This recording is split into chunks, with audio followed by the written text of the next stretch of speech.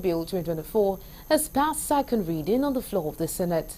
The bill, among others, seeks to eliminate all forms of violence against persons and to provide maximum protection and effective remedies for victims and punishment of offenders.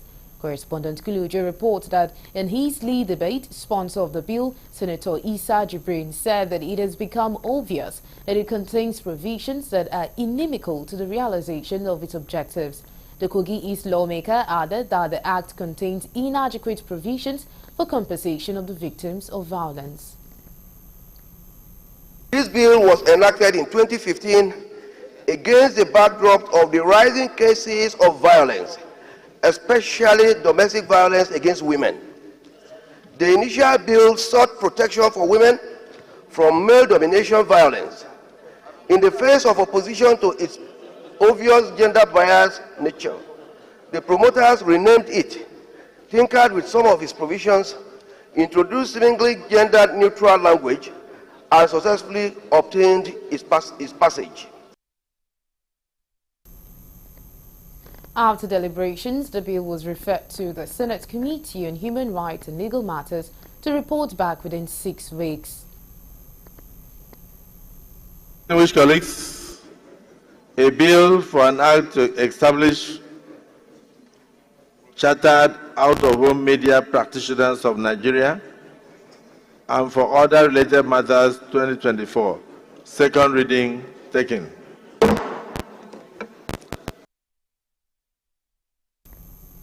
Similarly, a bill for an act to establish chartered out-of-home media practitioners of Nigeria also passed for second reading on the floor of Tuesday's plenary. In his lead debate, sponsor of the bill, Eyinaya Abaribe, stressed that the bill seeks to establish the regulatory body to oversee digital display in the country and the need to professionalize engagement in the field. Mr. President, distinguished colleagues, the out-of-home media industry encompasses, and Mr. President, this is where you need to know exactly what it takes. It encompasses billboards, transit advertising, and digital displays.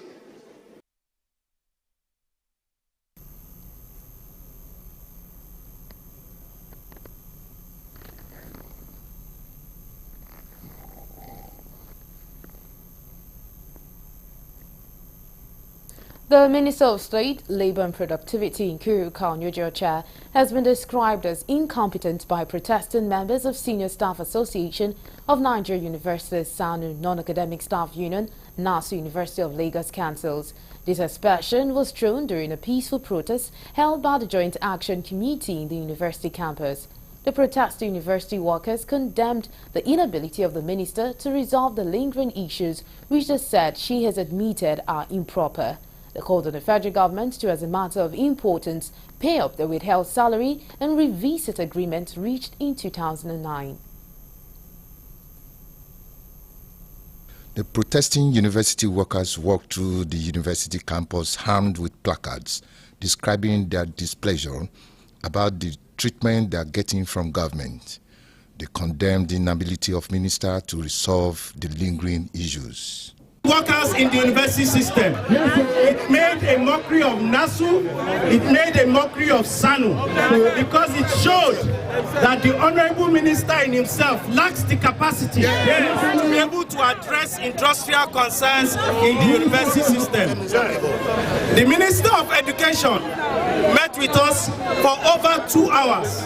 I was privileged to be at that meeting, and it was a meeting where all he did was ramble and apologize. In the month of March, our national leaders directed us to go on 7 days warning strike, which was carried out in the University of Lagos. We went on 7 days warning strike. After that 7 days warning strike, as of today, nothing has been done. Yes, sir. Therefore, we are using today as a protest in all universities in the country. They called on federal government to, as a matter of importance, pay up their withheld salary and revisit agreement reached in 2009 with a caveat that if government should remain adamant, they will hold for total industrial action and shut down university system nationwide. You can imagine, 2009 agreement is still there. The agreement is already due for the negotiation, and nothing has been done. Nothing has been done to date. We say no to divide and rule again. The 4 months with salary. Remember, we embarked on strike in year 2022, which when our 4 months were withheld, 4 months salary from May to September were withheld. Up to now, the federal government are still sitting on our rights, on our entitlements. From Lagos, this is Lebi Joseph reporting for Galaxy TV News.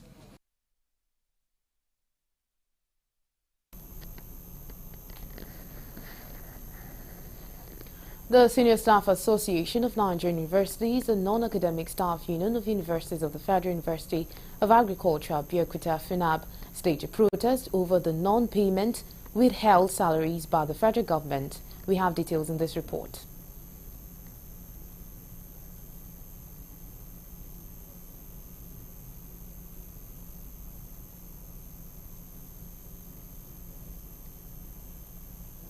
Non-teaching staff of the Federal University of Agriculture, Abeokuta, FUNAB, under the aegis of the Senior Staff Association of Nigerian Universities and Non-Academic Staff Union of Universities on Tuesday, staged protest over the non-payment of 4 months without salaries by the federal government. The protest, which kicked off at the Secretariat of SANU within the university, saw members of the two unions chanting anti-government songs, highlighting the difficulties being faced by them due to the failure of the federal government to pay the salary arrears.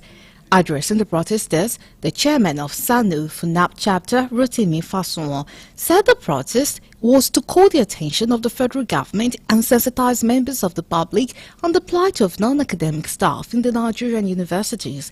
He explained that the federal government has failed to offset the 4 months without salaries as a result of the no work, no pay policy during the nationwide strike in universities in 2022, despite promises to do so. Fasunwo accused the federal government of employing divide and rule tactics by paying the same without salaries of the academic staff in February 2024. The union leader further knocked the federal government over its failure to implement the payment of end allowances and 23.5% salary increment for non-academic staff as embedded in the 2009 agreement under the Memoranda of Action.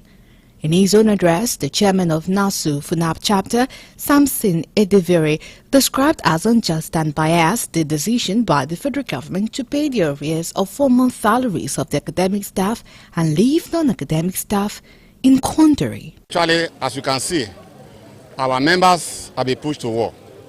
And that is why we are coming today to let the populace know that the federal government are deliberately want to kill us. If they are killing us, and we are saying enough is enough. Yes, I can't imagine for a good father, a good parents to have 4 children. I now decided that both of them committed an offense. You now decided that one of them will be forgiven, while the other 3 ones will be punished. July 18, we should expect a mega protest. Mega protest only in Abuja, because we are going to picket all the agencies of government that has to do with withholding of these 4 months withheld salaries. We will end it, we will top it at the Aso Rock.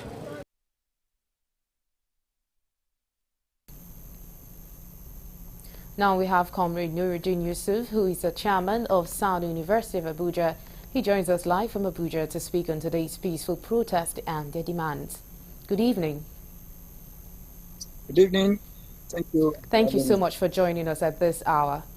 So no doubt the basis for the protest is the non-payment of your 4 months outstanding salary. What options have you explored before now? Thank you and good evening, Nigerians. The issue of the non-payment of our 4 months salary is an issue that has bring us to this unfortunate situation that we have to protest for government to implement its own promise. The president in October 2023 last year directed that all university-based unions be paid 4 months of the withheld salaries during the 2022 protests. And to our chagrin, our counterparts in the academics were paid in February this year, leaving the other 3 unions unpaid. And of course, we sent a letter of protest to government, bringing the attention to this commission. And the explanation given to us then by the minister was an apology, and that they are going to do the needful. And then when we wait and there was nothing, we staged a 1-week warning protest in March, between 18th and 25th of March 2024, to draw the attention of government to failure to live to its own responsibility and promise. And the minister also invited our leaders for meeting, which were also obliged.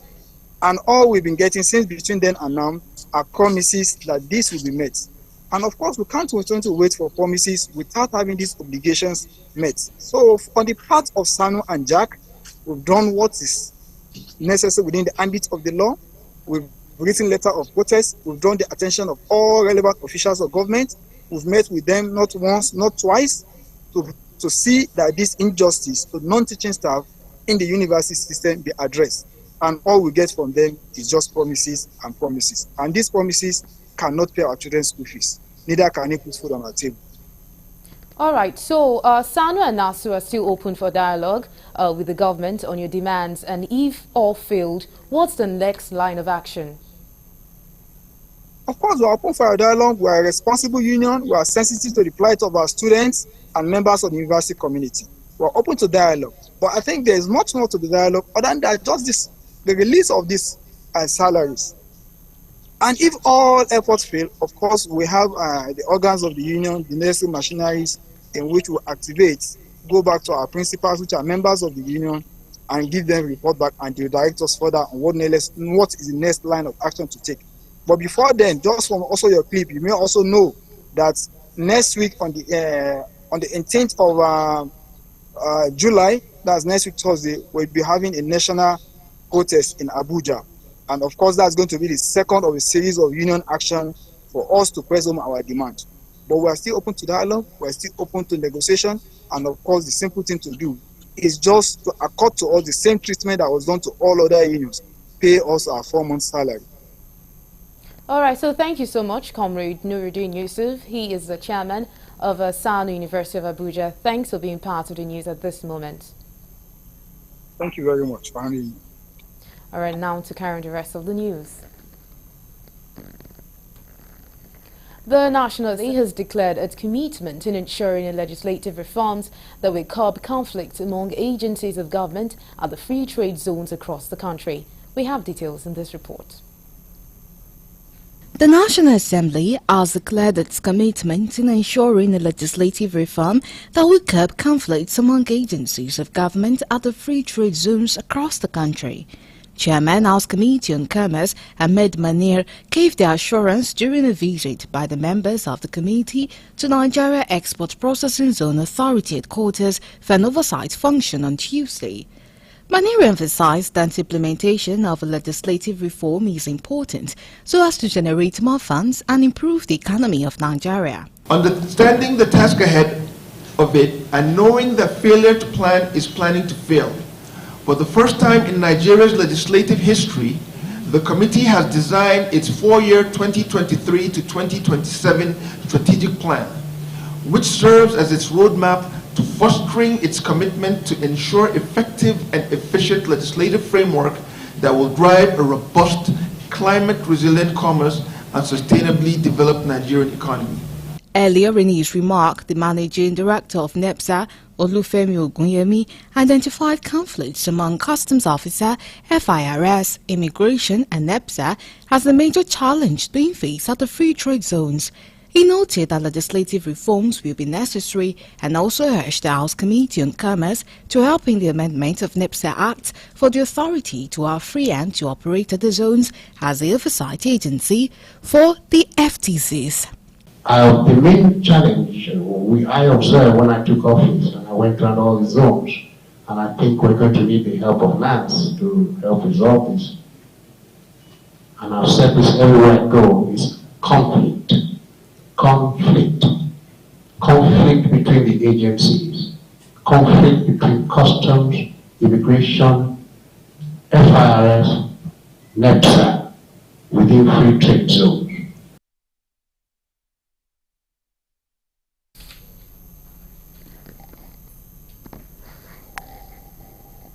Leaders and members of the Senior Staff Association of Universities and their counterparts from the Non-Academic Staff Union of Universities on Tuesday paralyzed activities at the University of Abuja.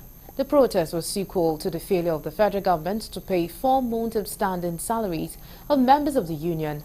Members of the unions with placards of various inscriptions blocked the entrance to the institutions, chanting various solidarity songs. The union members accused the federal government of being biased and insincere, and the protest is an indication of what lies ahead, they said. You're still on to Galaxy News. We'll quickly take a break, and when we return, the news continues. Please stay with us.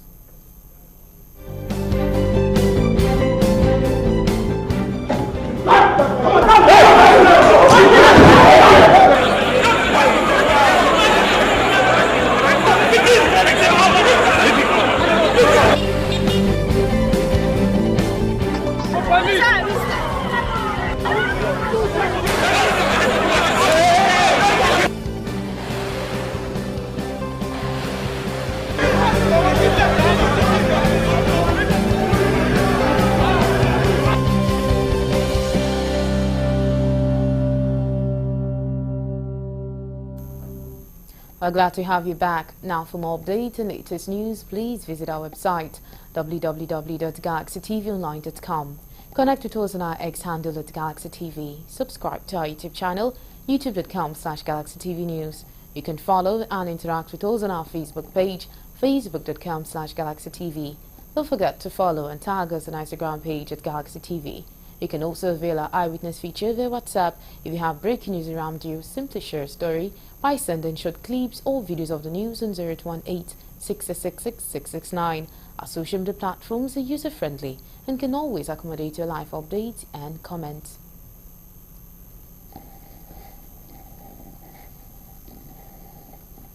Staffs of Joseph Sarwan Tarka University, formerly Federal University of Agriculture, Makurdi, today, Tuesday, staged a peaceful protest demanding the federal government to pay them their 4 months of standing salaries withheld since 2022.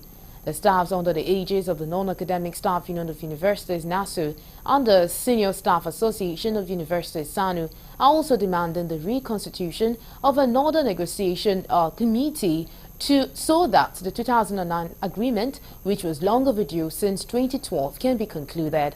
The staffs who held placards with various inscriptions at the entrance of the school gate were later joined by the acting vice-chancellor in solidarity, while they urged the federal government not to tamper with their contributing pension, as it will affect workers after retirement, and saying the 50 and 50 billion naira government promised them, which was captured in 2023, with aim of releasing it up till now, has not been released. To pay our 4 months salaries that they withheld in 2022, we are calling on government to reconstitute another negotiation committee so that they come back to renegotiate the 2009 agreement, which was long due in 2012. And so we are calling on government to please command our peace to remit those deductions meant for our National Housing Fund. Meanwhile, the acting Vice-Chancellor, Professor Comfort Dushima Tule, in solidarity with the protesting workers, called on the federal government to listen to the yearnings of the unions. We want to speak to the conscience of the ministers of labor and education that we had an agreement signed by government functionaries and union leaders, and it is only right, it is only fair that they should respect that agreement and not victimize us for going on strike. Because the union stands to do what is right. The union does not go on antagonizing or fighting. They only do a demand when there's a need for it. So government, please listen to the yearnings of these unions and apply wisdom before you be called what? Crisis people. And I'll move over to the foreign desk for more news.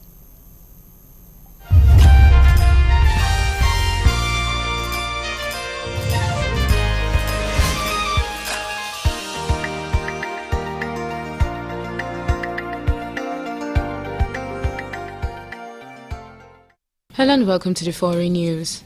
At least 8 people have died after Hurricane Beryl slammed into southeast Texas and Louisiana, knocking out power for nearly 3 million people. Beryl hit the southern United States as a Category 1 hurricane, but it has since been downgraded to a tropical depression. Officials warned of destructive winds up to 15 in of rain and life-threatening storm surges. More than 1,100 flights were cancelled at Houston Main Airport, according to FlightWay. Some 2.3 million customers in Texas were without power as of Tuesday morning, said Outrage, with some cuts also reported in Louisiana and Arkansas. A Texas-based utility provider said it planned to restore power for at least 1 million customers by the end of Wednesday. The storm also caused major destruction and at least 10 deaths in the Caribbean. In the U.S., officials said 7 people had died in Texas, Harris, and Montgomery counties, while 1 more fatality was confirmed in neighboring Louisiana. A 53-year-old man died after winds downed power lines and knocked a tree onto its home in Harris County, causing his roof to collapse. In the same country, which includes parts of Houston, 73-year-old grandmother Maria Loredo was reportedly dead after a tree crashed through the roof of her home, according to newsmen. Loredo's family told news stations that she was home with her son, his wife and her 2 grandchildren, ages 2 and 7, when the tree fell. No other family members were injured.